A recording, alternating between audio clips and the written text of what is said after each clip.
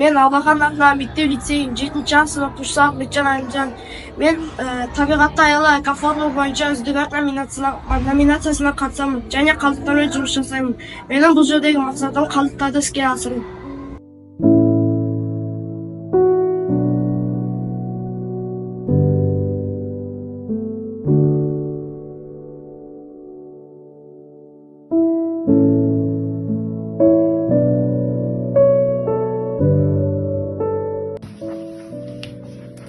Жағына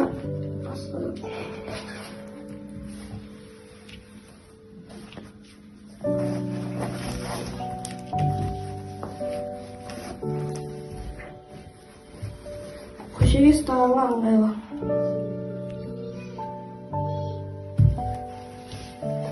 Ана екіншісі бұл әдемі сөмке.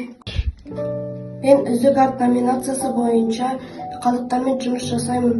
Мен ең бірінші эко сөмке тігуден бастағым келеді. Ол үшін маған ақ боз мата, жасыл мата, жіп, қайшық тігін машинасы қажет етеді.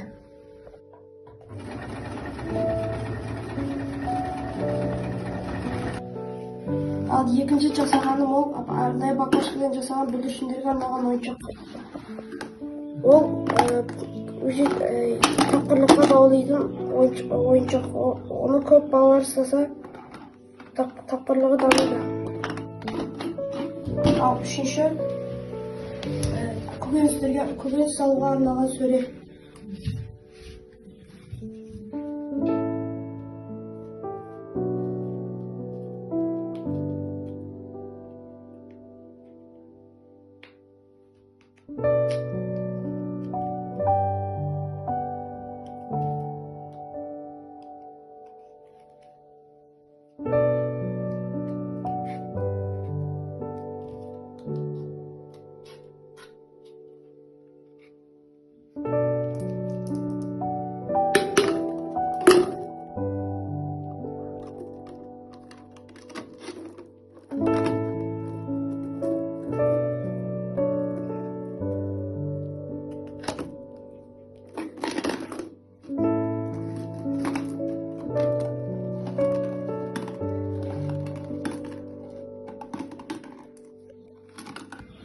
Ал мынау қалдық заттарға арналған этикетка.